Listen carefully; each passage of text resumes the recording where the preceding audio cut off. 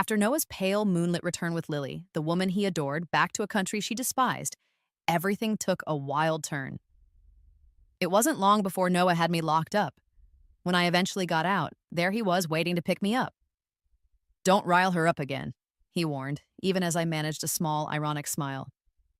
"No need. I'm with a new guy now," I replied. Climbing into his car, the vehicle of his sworn enemy, Noah's expression instantly shifted.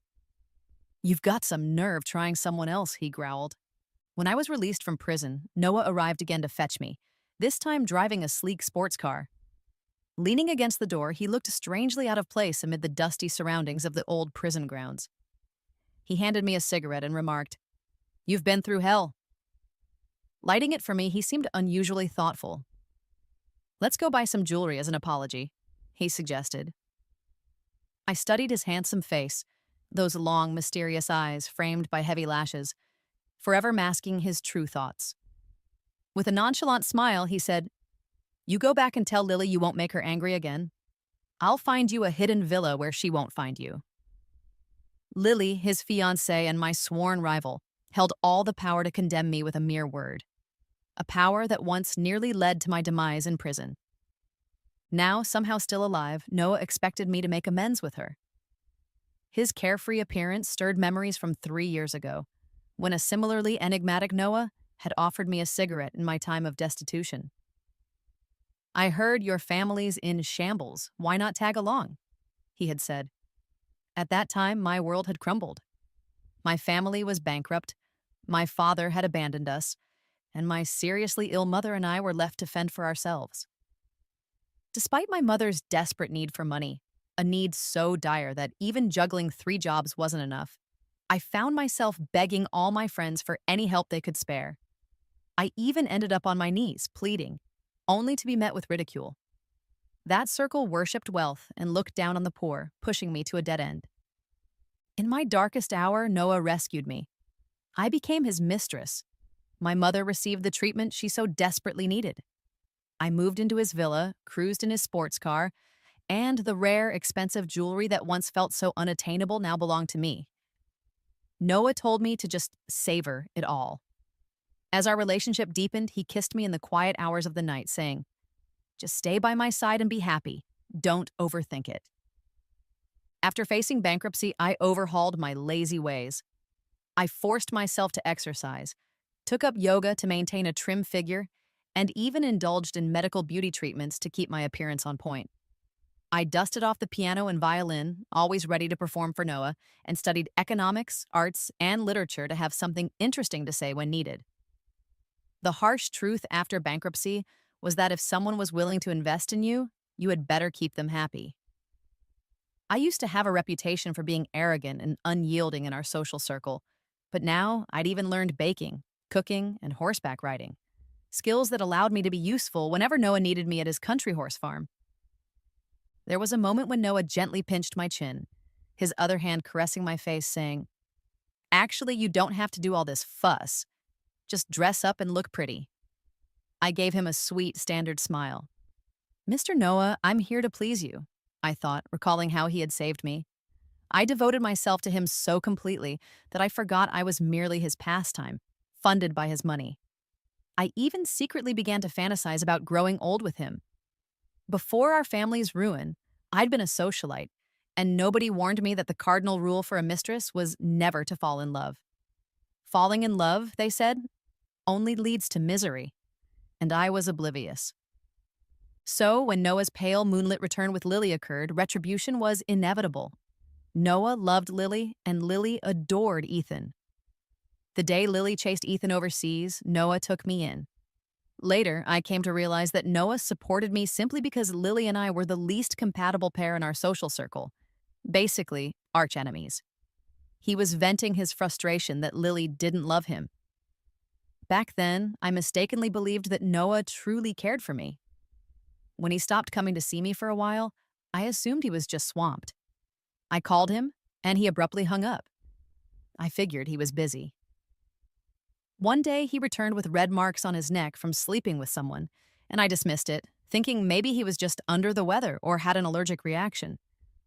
Early the next morning, after much struggle, he embraced me wearily, murmuring, I won't ignore you, trust me. I was touched, thinking he was finally making time for me. But when Lily showed up at my door, I realized just what he had been busy with. Lily looked at me like a champion dog sizing up a stray. Sophie, how can you be someone's mistress? She sneered. That night, Noah proposed to me, and I said yes. Lily showed me a ring and scoffed. Do you even know what a mistress is? I wouldn't waste my time on someone like that. Not worthy of being called a rival. Just an object for release. I recalled the time I'd shyly shown Noah that ring, imagining the wedding dress I'd wear. But now, that same ring adorned Lily's finger. I wanted to endure it, but I couldn't. The word whore echoed too harshly in my mind, and that ring shone too glaringly. Noah had always treated me so well that I felt entitled to compete with Lily. In a fit of rage, I raised my hand and swung, delivering 2 crisp slaps to Lily's face. I work out regularly, you know, I thought, as she stared at me coldly before letting out a mocking chuckle. Do you really think Noah spoils you? Dude, he's just using you to piss me off. Wait till you end up in tears. Anxiety gripped me at that moment. But later that night, when Noah returned, he didn't scold me. Instead, he treated me even more harshly. Nearly asleep, he carried me to take a bath and murmured, Lily is important to me. You shouldn't hit her. Cuddled in his arms, I tried to keep my eyes open as he inhaled the scent of my cheap shampoo, remarking, You need a little punishment to behave. I blushed and shyly kissed his chin. I had been trained to be as delicate as a canary as long as I remained in his gilded cage, feeling both happy and secure. Later, Noah took me to his company and taught me about business, and I focused intently on learning everything he asked of me, no matter how odd the tasks. A month later, however, his lawyer accused me of embezzlement, a charge I didn't even understand. When I went to see Noah, the office was locked, and the usual password was no longer working. I called him on the number that was always open, but it was dead. Before I knew it, the police had arrested me and taken me back to prison, and I couldn't reach Noah at all. All I received was a cold message from his lawyer. Behave well in there. I'll take care of your mother. And that's how I ended up behind bars, feeling utterly hopeless. Prison life was brutal. I was beaten so soon after arrival that my eyes swelled shut, and the beatings continued until I was forced to kneel down, begging for mercy. There were moments when I felt I had died, only to fight back with the ferocity of a mad dog, biting anyone who dared provoke me. By the time I was released, no one in the women's prison dared mess with me. The former heiress and the other mistress had all perished in that ruthless environment. What remained was a battle-hardened mad dog. Carrying the remnants of my shattered life, that ferocious beast was finally set free, and Noah was waiting at the gate. He patted my head with a slight, almost casual smile and said, You better behave from now on. Don't make her mad. I'll still take care of you. He buried his head in my neck, sniffing the altered scent of my hair, now washed in cheap shampoo. Though the smell had changed, he confidently believed I was still that delicate canary who loved being caged. But I wasn't that anymore. I was a wounded, furious, mad dog full of hatred and vengeance. I pulled away from his embrace, and Noah frowned, asking, What's wrong? I pointed to a car parked nearby and replied, Sorry, I found a new man. Without another word, I got into the car. As the window rolled down slowly, a young, handsome, free-spirited face flashed a grin at Noah. His expression darkened gradually. Ethan, he muttered, recalling that Ethan once despised me for being from a self-made family, ridiculed by the old money elites. Yet, when I was in prison, the world seemed to have forgotten me, except for him. Ethan, with his long legs casually crossed, scanned me and said, I guess you're kind of pitiful. He remembered my transformation after bankruptcy, how I stopped wailing and actually worked hard as a mistress. He recalled 2 particular incidents.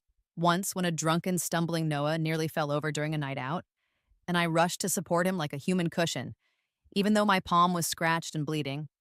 And another time when he saw me leaving a bookstore carrying a few modern art and investment books. And a week later, he heard that Noah had developed a fondness for modern art. leading to a surge in the value of a metal artwork. Leaning forward, he said, "I really feel sorry for you." I kept quiet, lowering my head, while Ethan smiled. "But I'm not blind, Sophie. When you're done, find me. I'm way more reliable than Noah." His words, though laced with a bit of streetwise charm, revealed a determination and fire in my eyes that he clearly appreciated. On the day of my release, right in front of Noah, I stepped into Ethan's car. Ethan chuckled as he drove, remarking that by choosing my car over Noah's, it must have really ticked him off. At a red light, Noah even pulled out his phone to snap a photo of me. "Picking up my babe. Let's celebrate tonight," he texted. Almost immediately, he messaged, "Sophie, is this how you want to play? Who doesn't know I've been with you for 3 years? Do you really think anyone wouldn't care?" I stared out the window, speechless. Somewhere deep inside, there was a sharp, painful ache, an awareness that someone who'd been with me for 3 years knew exactly how to dismantle my self-esteem. The more it hurt, the more I began to despise Lily, Ethan noted. In our circle, there was a bizarre tendency. When someone we admired turned indifferent, we would obsess over them even more. Ethan, ever the rebel, once let Lily pay for drinks for everyone except him, and in a bad mood, he slammed his glass down, turned away, and refused to acknowledge her. That act only made Lily chase him more, even abroad. One day, Lily urgently called Ethan. "When did you two get together?" And he coolly replied, "Just now," confessing his love without any pretense. Lily, in a fit of anger, retorted, "Don't you know? Sophie, let Noah have his 3-year fling with her, and when he's over it, he kicks her to jail. Noah never even saw her as anything special." I bit my lip, closing my eyes, aware that Ethan wasn't really after me in that way. Still, I gritted my teeth as memories of my painful past mocked me. Life has a way of shattering your pride. Sometimes it doesn't need a grand catastrophe, just a bankruptcy filing or a sick mom to force you to your knees. Lily and I had competed for years in dresses, jewelry, travel, connections, and boyfriends. And though we were neck and neck, fate had decided a winner. Lily won, but it was pure luck, and I lost to destiny. Ethan, with one hand on the wheel and the other gently patting mine, broke Lily's rant. "Shouldn't you be ashamed?" he said. Confused, Lily fell silent as Ethan repeated, "Aren't you the one who should be ashamed? You, who have known Sophie since childhood, with your own family's struggles. Yet, instead of defending her, you helped a man trample over a girl's reputation. How's that for manhood? I'm not disgusted by Sophie, I'm disgusted by your heart." Lily cried out in anger and hung up, leaving me staring blankly at Ethan. He raised an eyebrow and remarked, "Guess I can be pretty eloquent, huh?" I just nodded dazedly. Then, as the car emerged from the shade and the sunlight lit up Ethan's face with a warm, gentle glow, I couldn't help but smile and say, "Thanks, man." That very night at the restaurant, Ethan proudly announced our relationship to a group of people. When Lily arrived with Noah, her chin held high, Ethan embraced me and said, "This is my girlfriend. Take good care of her." One of Lily's friends interjected, "But weren't you with Noah? I saw you two dining together the day before he got jailed." Lily laughed while Noah, with a cold expression, said, "We weren't together. It was just a fling." Glancing at me, wrapped in Ethan's arms, a hint of cruelty played across his smile. "Old toys. Once you're tired of them, toss them aside." I clenched my fist, itching to retort, but Ethan patted me on the back and whispered, "Don't worry, I got this." He raised his glass teasingly. "Why is Noah looking so pale? Is he feeling sick? Take care of yourself then, 'cause you're treating it like a game while someone else is suffering. You think it's all fun, but for the other person, it's just over too quickly." Noah interjected, "What do you mean?" Leaning against me, tall and imposing, Ethan replied, "It means nothing. Just heard a lot of gripes from Sophie, that's all." He pinched my cheek gently. "Right, Sophie?" I blushed and nodded shyly. "Why do you remember all that?" "Don't bring it up in front of everyone," Noah warned, his face growing even paler. The room fell silent, and all eyes awkwardly turned towards him. Noah gritted his teeth, but stayed quiet. Usually, his temper would have sent him storming out, but today, despite his anger, he remained. truly surprised me. After a few more drinks, feeling tipsy, I stepped out into the corridor for some fresh air. In under a minute, Noah followed me, standing right beside me, asking, "Were those words really from you? Telling Ethan all that?" I smirked and replied, "You gotta guess, Noah." His pale face demanded, "I'm not guessing. Tell me yourself. You used to tearfully beg me to confess my love to you." I frowned and cut him off. "I didn't tell Ethan any of that." He sighed in relief, but I continued. "Every time I was with you, it was like I was scoring points in some twisted game. I never cared about your performance. I just didn't feel a thing." Noah's expression darkened further. I smiled coyly at him. "Am I faking it well? Am I really worth the allowance you give me?" Noah snapped, "Sophie, you're just trying to rile me up." I shrugged and walked toward the private room. "If you're feeling provoked, so be it, as long as you're happy," I retorted. Noah grabbed my wrist and growled, "You think you can just leave once you've got the upper hand? Don't you care about your mother anymore?" I shook off his grip. "Don't threaten me. I'm not your mistress now." His face registered shock and he stuttered, "Dedicated?" It was as if he suddenly grasped something, squinting his eyes. "Are you just pretending to obey?" I replied quietly, "When my family wasn't bankrupt, Lily and I fought for years. How could I truly be obedient?" I passed him without looking back. "Noah, you need to understand something. Once you fire someone, don't expect them to return. There are plenty of companies out there." I added, "By the way, Ethan even covered my mother's treatment for a year yesterday." Ard, Noah had kept his promise when I was in prison. My mother's expenses were never delayed for a single day, and he'd visited her a few times. Yet, at that time, he claimed I was like a sister on a business trip, taking care of the elderly in my absence. My mother, immobile and unable to reach me, was comforted by Noah's kind words. But I felt nothing but resentment. I had worked tirelessly as his mistress, and if there were an award for dedication, I'd have won it hands down. But he wasn't a good boss. Instead of promoting or increasing our pay, he sent us to prison. As I reached the door of the private room, I turned back and mocked him. "Noah, you're such a hypocrite. Which brother would sleep with his own sister?" Noah's face turned red with anger. "Is it the prison that's made you so vulgar?" he retorted. "When I first got to prison, I treaded carefully, like walking on thin ice. No one dared offend me.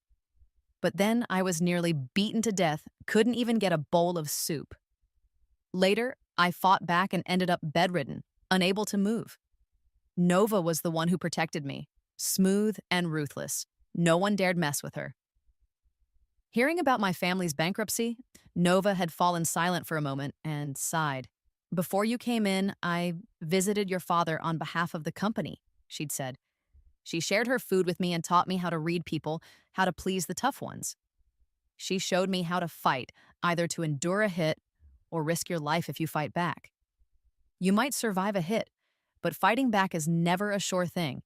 Think carefully." Nova's words echoed in my mind as I looked at my blood-stained arms and closed my eyes. I had earnestly wanted to be a dedicated mistress, only to end up behind bars. I had wanted to be a well-behaved prisoner, but instead I was treated like a stray mutt. I'd had enough, fed up with a world that bullied the weak. I once hoped to compromise in this unforgiving world, softening my wealthy lady pride until it crumbled into dust. But the world just kept ignoring me.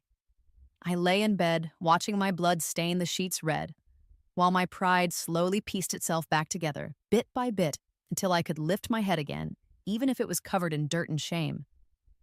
From that day forward, I vowed never to compromise or simply endure. I might let go of life itself, but losing my dignity was never an option. I would reclaim the lost respect, even if it meant risking everything.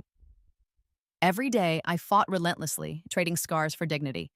The price being numerous, fierce marks, and the end of ever wearing revealing clothes. And now, I was forced to relive those prison incidents within our circle. When I returned, I hadn't known what Ethan had already told others, yet everyone regarded me with newfound respect. Ethan's family, though new money, was rapidly rising, making people both look down on and fear them, even warning their children not to mess with them. After a meal, a tipsy Ethan grabbed my hand and led me outside, where Noah's expression darkened. "Where do you think you're going?" he asked. "Going home with Ethan. What else?" I replied, puzzled. Noah took a deep breath, gritted his teeth. "Shouldn't you go check on your mom?" I blinked. Now? In the middle of the night? Noah fell silent. Lily, looking uneasy, spoke up. "Noah, I'm not feeling well." Then he seemed to remember something. "I'll take you home." As I got into Ethan's car, my phone buzzed with a message from Noah. "I'll give you one more chance. Come back to me."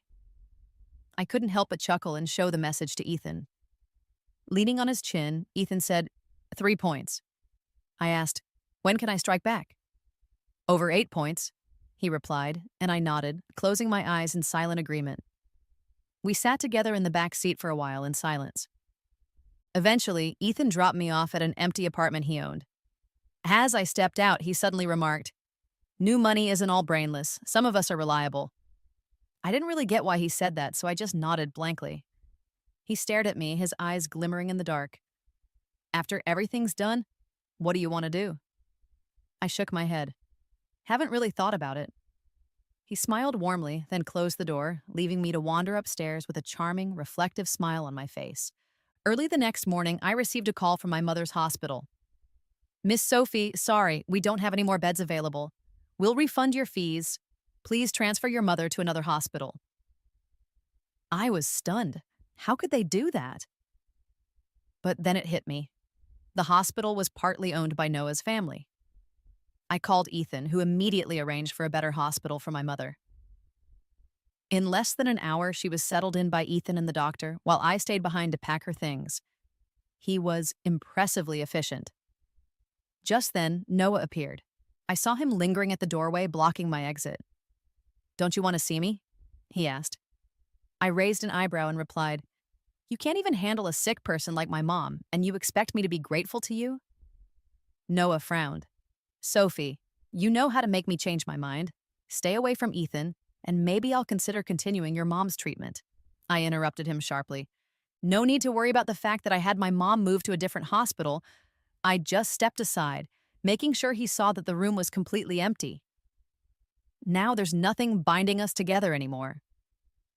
Noah was momentarily taken aback before clenching his teeth. "You really think you can just walk away?" he said icily. "What's gotten into you?" "So what if Ethan is younger, way more handsome, and doesn't have an annoying ex to worry about?"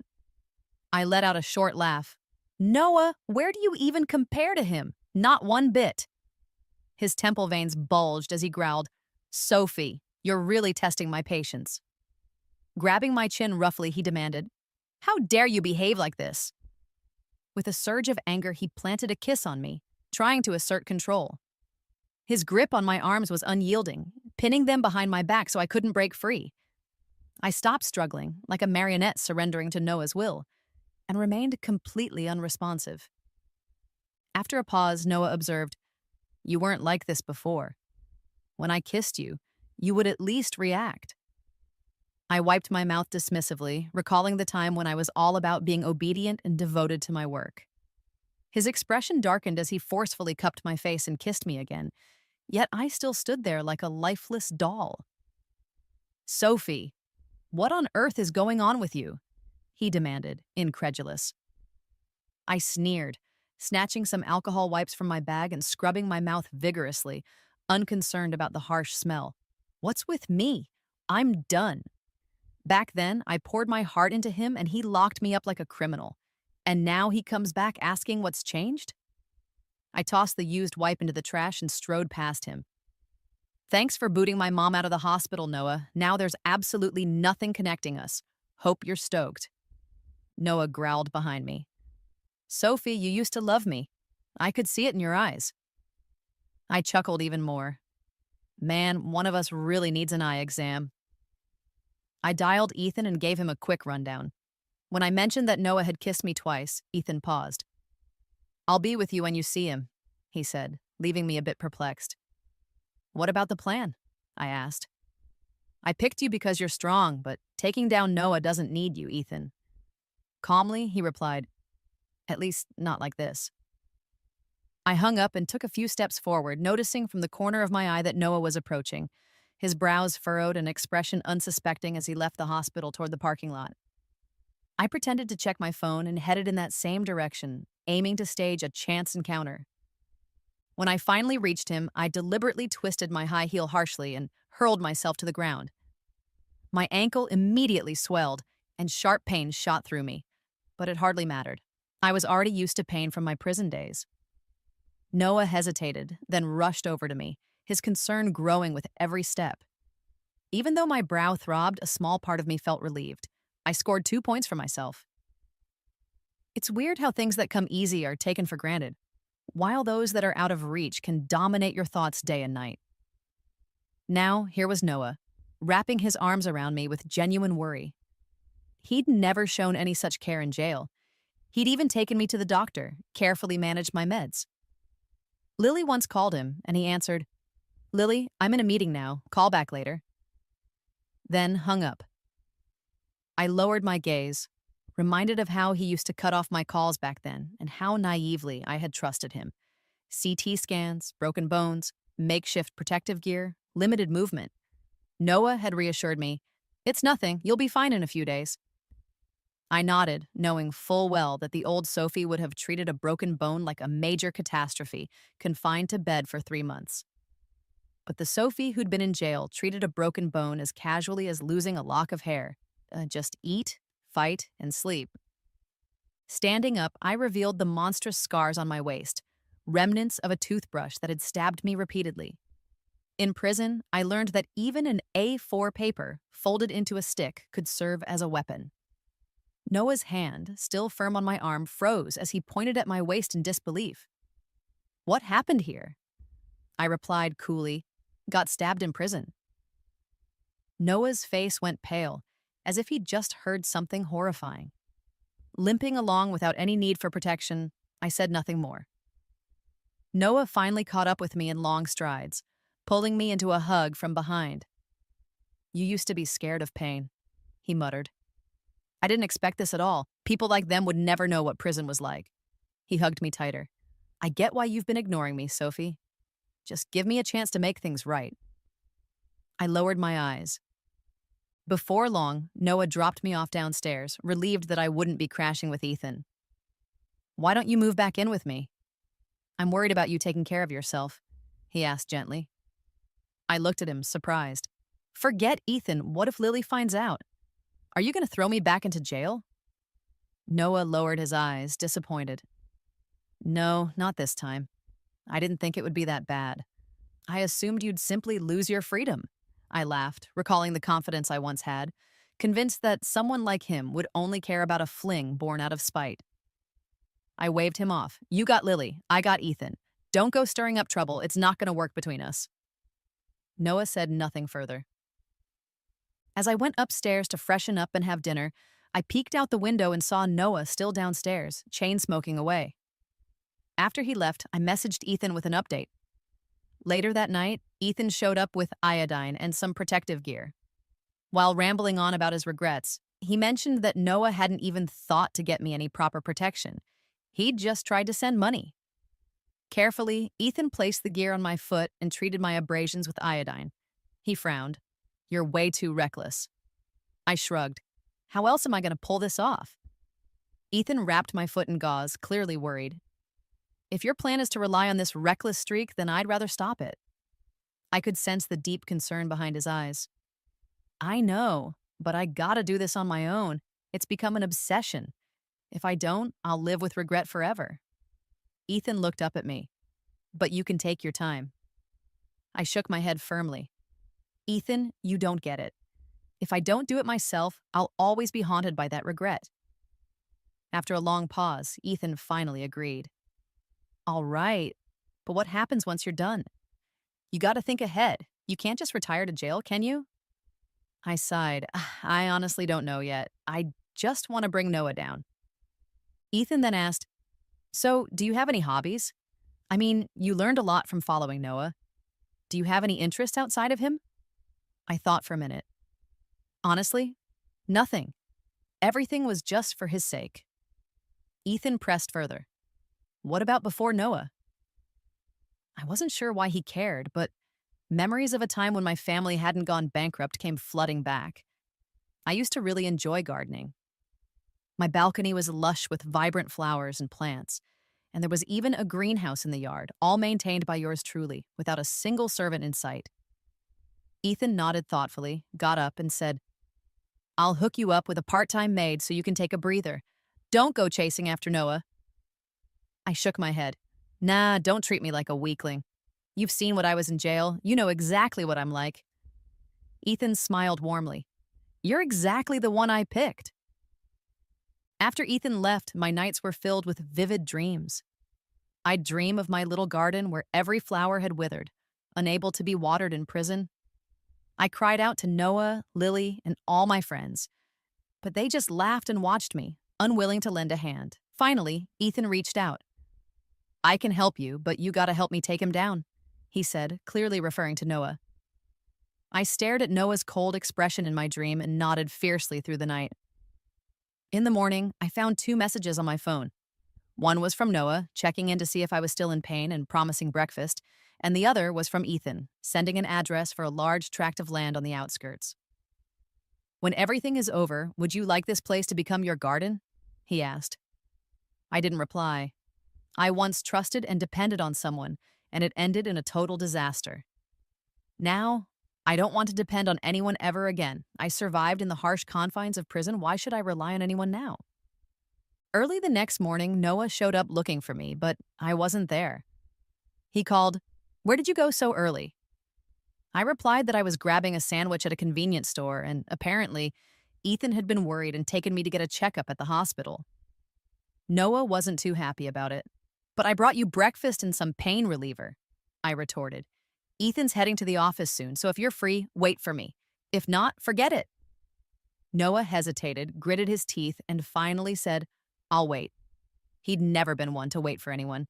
Everyone else was always waiting on him, and I sensed his unhappiness. That day, I went shopping, had afternoon tea, and spent the entire morning out and about. After 3 long years in prison, I had nearly forgotten what it felt like to simply shop. At 10, Noah called again, asking if I was coming back. I was getting my nails done and explained, Ethan wants to have lunch with me. He asked that you wait for him, then you can head back. I hung up. Soon after, Noah called again, and I chose not to pick up. A while later, he sent me a message.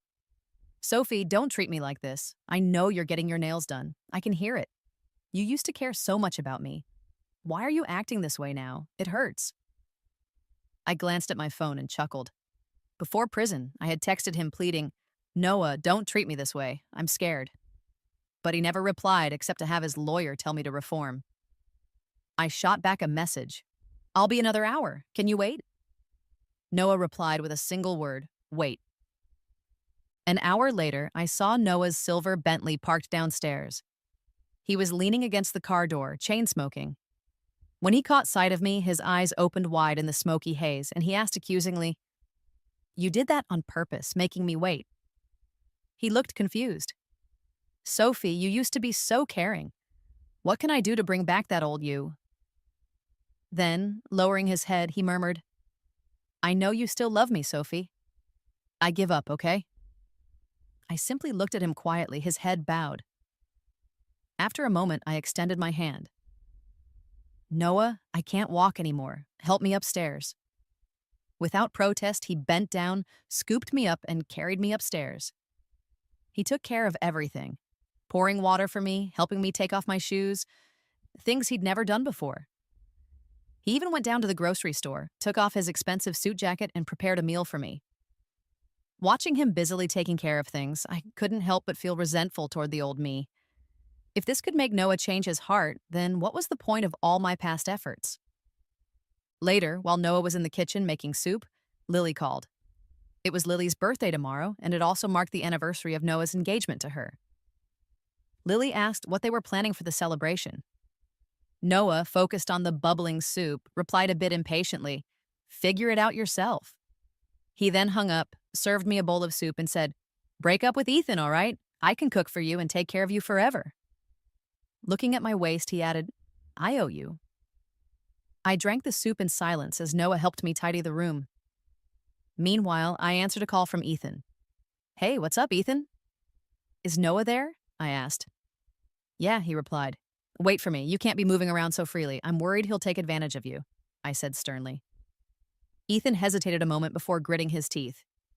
I shouldn't have teamed up with you in the first place. It's been a hassle every single day. We hung up, and Noah asked, Ethan? I nodded. He's afraid you'll get bored, so he wants me to work at his company. Noah put on his coat and left, clearly upset. However, he soon returned. Our family has a business in another city. How about we go there? You could be a manager straight away, he said eagerly. Sophie, let's leave this city behind and start fresh. I paused and then nodded. All right, I'll give you another chance. Noah was as excited as a kid, and I knew that deep down he couldn't let go of me. I smiled softly and thought, 8 points, let's get started. Noah got me into that company, which wasn't directly tied to his family business, so the public never suspected its true nature. Then Ethan flew in, worried that Noah might take advantage of me while I was there. He looked me straight in the eyes and said, The plan isn't the priority now. Your safety is. I avoided his gaze and changed the subject. Back when it came to matters of the heart, being on the back foot was enough. I dove into my new role at the company, and at first no one was sure about me. But I could handle the schemers, the criminals, even the mistresses with ease. Handling a regular job turned out to be a piece of cake. I worked hard, learned fast, and soon my colleagues began accepting me. Noah visited me frequently, his admiration for me plain as day. I gradually earned everyone's trust, even if I wasn't allowed to handle the company's core business. The finance department eventually warmed up to me. I found myself staying late into the night, working in the empty office until the early hours. One night, a tipsy Noah called me, Sophie, I bought a villa nearby. It's all fully furnished. He said, I checked it out. There's a top-notch international school in the area. If we ever have kids, we won't have to worry about their education. I was puzzled. Why are you telling me this? I asked.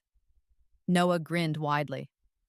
I want to build a home with you in that city, have a few kids. I raised an eyebrow. What about Lily? Noah just shrugged. She won't be coming to this city, and she won't have anything to do with you. This place will be all ours. I felt a wave of disgust, but I managed a gentle smile. Then you better give me a promotion first. The next week, I was promoted to vice president of the company. I poured my heart and soul into the work, rarely leaving the office until there wasn't a single soul around. That was when I could really get things done. Ethan even assigned 2 programmers to help me hack into the company's computers late at night to extract what I needed. Every day, I burned the midnight oil, slept only 4 hours, and before I knew it, I had lost 10 pounds. My eyes were haunted by dark circles, my lymph nodes were swollen, and I occasionally broke out in rashes from the stress. Ethan frowned and asked, Are you really willing to put your life on the line to drive Noah away? Is it really worth it? I simply smiled and replied, Oh, it's totally worth it. I was once beaten down, my face stomped on and dragged in the dirt, but believe me, I've always been more vain than brave. Late at night in the office, while chugging strong coffee, I found myself thinking about Nova. She wasn't just the one who taught me how to survive in prison. She schooled me on everything, from falsifying accounts and laundering money to manipulating the stock market and distinguishing major events from minor ones. After my release, Nova had even helped fix my hair, sighing, We're both abandoned kids. I gotta stick around for a few more years, but you're something else. There was a fierce glint in her eyes. Go out there and show everyone that even abandoned kids can turn the tables. Nova had once been a senior executive at Noah's company until they framed her, sentencing her to over 10 years. That was how they did things. Once you weren't useful anymore, they'd cast you aside without a second thought, as if it were no big deal. I, however, found their laughter utterly infuriating. I wanted to overturn their so-called chessboard using the identity of a castaway and maybe even crush their high and mighty attitudes. I put down my coffee, stashed away the hard drive, and went downstairs to have dinner with Ethan. He'd been keeping me company for the last 6 months. With a smile, he remarked, My parents are always full of energy, and here I am, stuck in the company. It's starting to bug them. Lowering his head to cut his steak, he casually added, I might as well stick around with you. I sipped my white wine and smoothly changed the subject. It's been half a year now. The evidence collection is nearly done. Ethan raised his glass and sneered. Thank goodness you won't have to see Noah ever again. Can you believe that guy still wants to settle down with you, even though he's engaged? I chuckled. How can you have moral high ground when it comes to Noah? My hard drive is almost bursting with evidence of his family's money laundering, shady foreign exchange dealings, and securities manipulation. They act all high and mighty like they're untouchable. But trust me, behind that facade is a nasty, foul-smelling underbelly. This company was Nova's little creation for doing all the dirty work for Noah's family. She knew exactly where to find the evidence on each person's computer. I'd been over there before, and she'd even gotten a reduced sentence for cooperating. When I saw her, she smiled broadly. Sophie, you're looking so good now that you've cleaned up. Don't come back here, though. This place is jinxed. I nodded with a grin. Okay, I'll wait outside to meet you. Just as I was leaving, I casually mentioned, the evidence against Noah's family is locked down. They're all going to be exposed. Nova froze for a moment, nodded, and with tears brimming in her eyes, urged me to leave quickly. As I stepped out, I could hear her crying inside. No one dared mess with Nova in prison. She'd always been willing to fight till the end. Right now, she looked like a wounded little kid with a ton of grievances. She had sold herself to Noah's family at 22, worked her tail off for over a decade only to be abandoned and thrown into jail in mere seconds. Compared to her, my grievances were nothing. Taking a deep breath as I left the prison, I made a call. Hello, I want to report entrepreneur Noah for money laundering. With Ethan's help, the evidence went viral online. Public opinion was in an uproar, and Noah's family soon found themselves under the relentless scrutiny of the masses. In a panic, Noah's empire started crumbling, and Ethan seized the chance to take over many of their businesses. With the intensity of a wolf on the hunt, Ethan devoured his opportunity. Despite all this, Noah hadn't come to see me for a month, until one day he called with a firm, "It's you." I replied with a nod, "Yeah." Noah sounded puzzled. "Why? Haven't I been good enough for you?" I laughed bitterly. Listen, these young bucks, if they condescend and think someone should be eternally grateful, they've got another thing coming.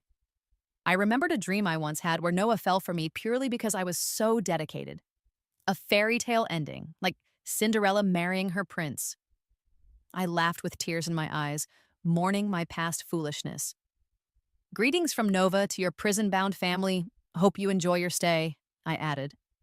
Noah fell silent for several seconds. How do you know Nova? He finally asked. Thanks to you. I got to know her in prison, I replied. Abruptly, Noah hung up. I might not have had the power to physically hurt him, but Nova was enough to make him tremble. In a last-ditch effort, Noah managed to hire top lawyers to sue me for business crimes. But before any case could be filed, his entire family collapsed. Noah was the first to fall, followed by several others, all ending up behind bars. I later went to see Nova again, only to hear from the guards that she was behaving well enough to potentially be released in 5 years. Nova smiled as she recounted. Sending others to prison all along, now it's their turn to taste their own medicine. She then asked, so what's your next move? I paused and pictured my old little garden, once fragrant and delicate. I might just open up a flower shop, I said. Nova laughed. Count me in.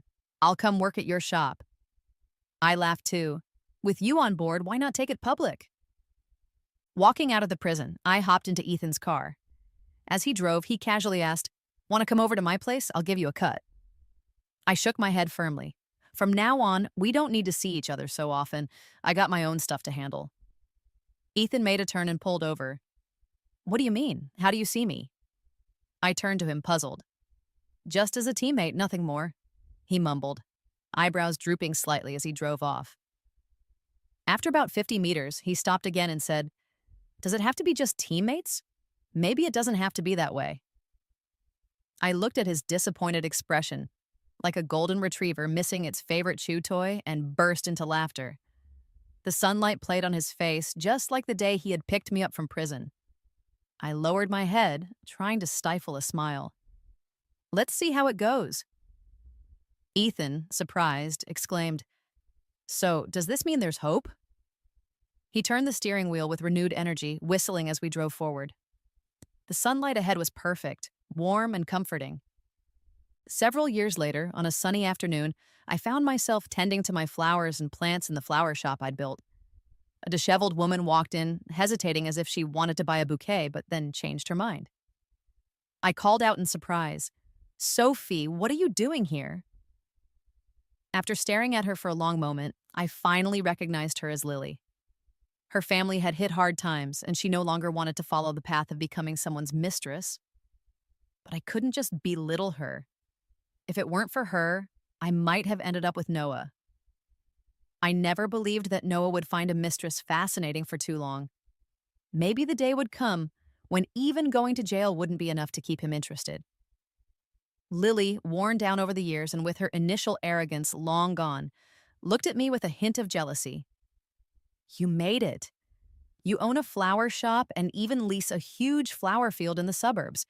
And the news is all over it, but you've ruined us." I lowered my head. "You should be grateful I didn't end up like you, locking people away just because I didn't like them."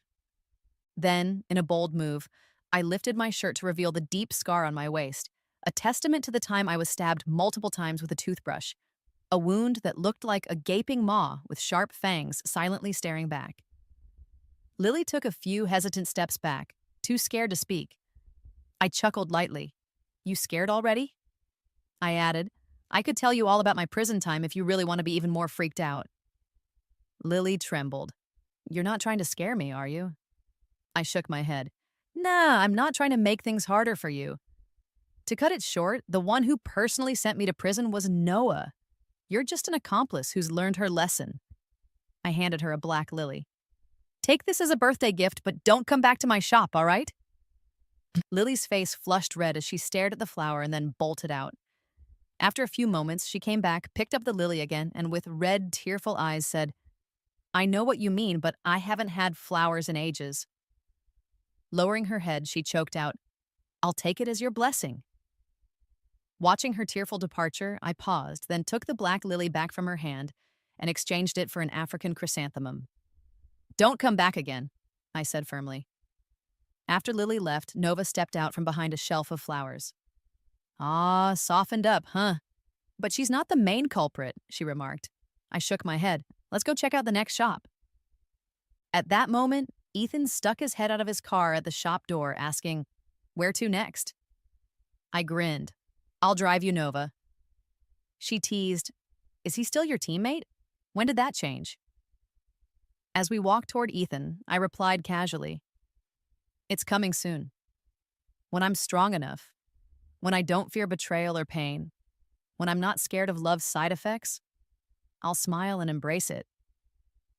The sunlight shone warmly on both Ethan's and my faces as I closed my eyes, soaking in that comforting glow. And that, my friend, is how everything changed.